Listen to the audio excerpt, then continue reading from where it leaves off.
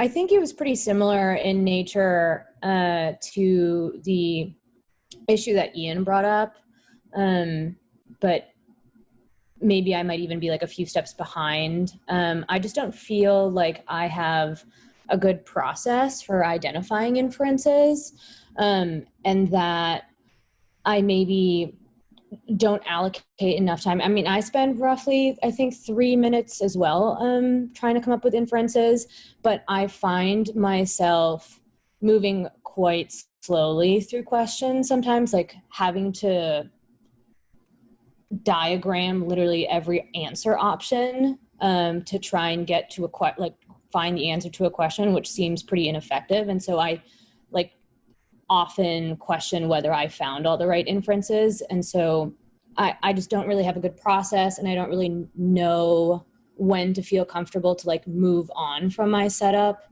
and start tackling the questions.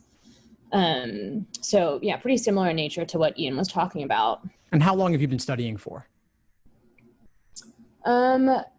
Probably about 2 months, but varying in intensity. But how many games? How many games have you done? I have definitely lost count. I've focused mostly on logic games during the past 2 months though. And now I'm doing a lot more like just general practice through Khan Academy. But my focus has almost always been logic games when it comes to the self-guided study. Okay, good. So you've used resources, and that's mostly more the theory. I mean, they have drills, they have examples. What about working out of the actual LSAT exams and just doing sections once you've gotten that foundation?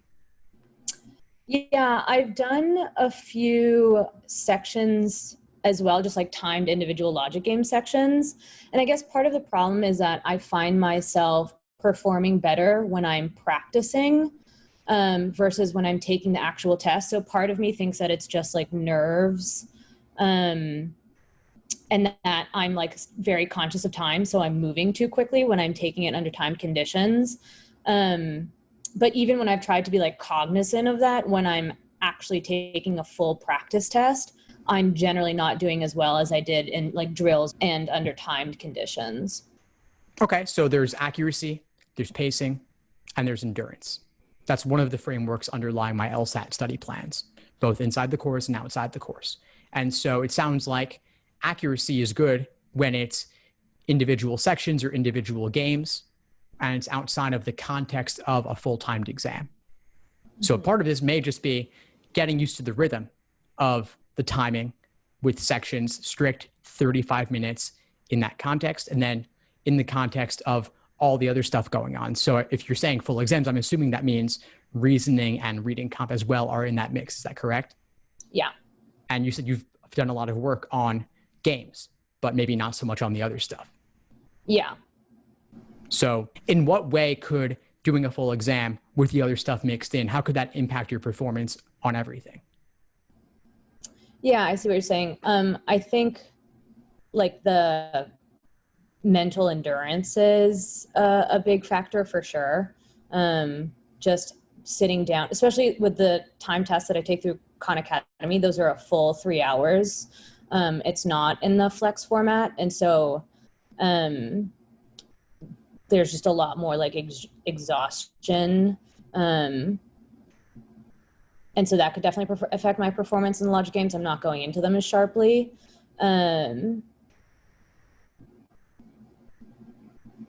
Yeah, and maybe just general anxiety about the other sections as well might be impacting my performance in the logic games. And when are you taking the exam? I'm set to take it on at the end of August, but I'm not super attached. I think it really depends how much my performance improves over the next few weeks. Okay. And so what is your plan for the next few weeks? Yeah, so currently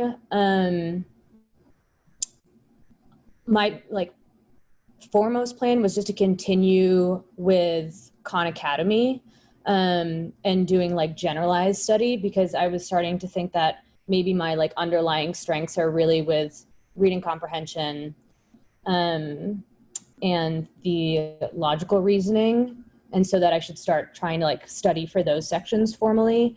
And so I have like a study plan through Khan Academy of doing a few hours like every other night and then taking a practice test every weekend. Nice. I like it. And what are your other obligations between now and August 29th? I have a few. Okay. What are they?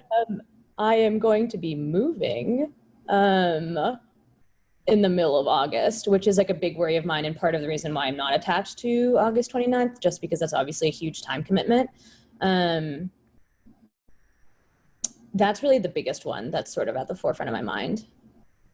So the idea of taking it in August 29th, and we're speaking now about 1 month prior to that. So does that give you anxiety? Does that feel like it could work maybe? How do you feel about it overall? How do I feel about the August 29th test? Yeah. I feel a little shaky just because I think I have a lot of test anxiety to get over.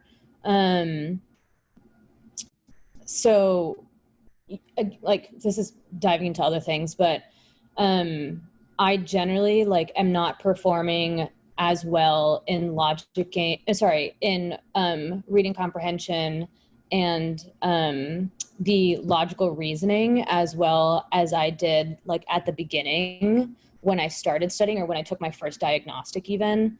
And so I think like there's sort of been this like,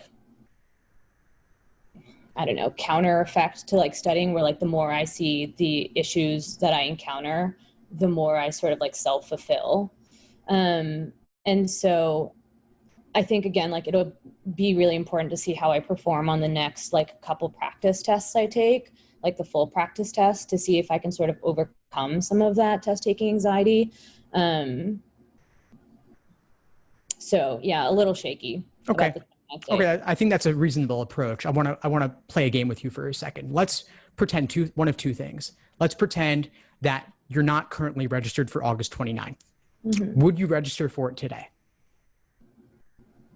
Oh gosh, that's a good question. I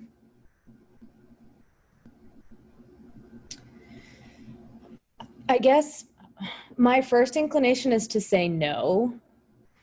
But if I want to apply the cycle, I think it's best to take the test in August and see what my score would look like, which I guess is why I would probably register anyways, even though I don't think it's like the best course of action, if that makes sense. Yeah, I hear that. And I'll give my answer on that in a moment, just from a practical perspective as to what I know about admissions. But before I do that, I want to play a different game with you. Let's pretend that the August 29th LSAT was canceled completely, not even a flex. It's just off the menu. The next available LSAT is October 3rd. How do you feel about that? Admissions considerations and timeline aside, I'll get to that in a moment. Okay. That would be great if I could just take it in August. Yeah. Do you mean August or do you mean October? Oh, sorry, I mean October. Okay. Well, I'll just jump in with a fact for a moment, which is that October is perfectly fine. You don't need to do August 29th. October 3rd is okay. Yes, all else being equal, applying marginally earlier is a tiny bit better. But if it's giving you anxiety to take it a month from now, and you believe that you could do even just a couple points better by doing October 3rd, it's totally fine. Even November would be okay. January becomes a little bit iffy, but October and November are totally fine. Do you think, sorry, I don't mean to command time. No, that's okay. That's okay. But do you think that, like, if I really would like to have like the best positioning for getting financial aid or like merit scholarships, that your answer would stay the same? Correct. Yes. October and November are still perfectly fine for merit aid, for scholarships. Yes, it's true that as time goes on, it becomes a little bit less available. It does work against you slightly, but again, if you can get even just a couple points more, totally worth it. Things do change when you get into the following calendar year, meaning you're taking the LSAT or you're applying in January. So it does diminish over time, but again, August versus October, there's not really a significant difference there because both of those are so early. And by the way, just as one comment about you're not wanting to take up time, It's fine. Be selfish here, because allowing us to go deeper is actually serving everyone else here in this room and everyone else who's watching this later as well, because your questions apply to everybody else who's on right now. Everybody else here, I'm expecting, is applying to law school sometime soon, very likely this cycle. And so all of this is relevant to everyone else as well. Okay. Thank you for answering my questions. Of course. Sure, Dana. And by the way, even when you're not being coached by me directly here, everyone watching, take it as if you are being coached, because you can benefit, especially those of you live with me on this call right now. There's a certain energy to this conversation, and all of you can feel free to bring in your questions and concerns as well. And think about how might you have asked this question? What might you have responded when I was asking Dana these questions about how you feel about August versus October? All of that is very relevant to deciding between any two particular test dates. And thank you for playing with me, Dana. Thanks for tuning into the show. Please subscribe if you haven't done so already to be notified of new episodes as I release them. And feel free to reach out if you need anything at all as you move forward with your prep. I'm happy to help however I can. In the meantime, I'll wish you all the best and take care.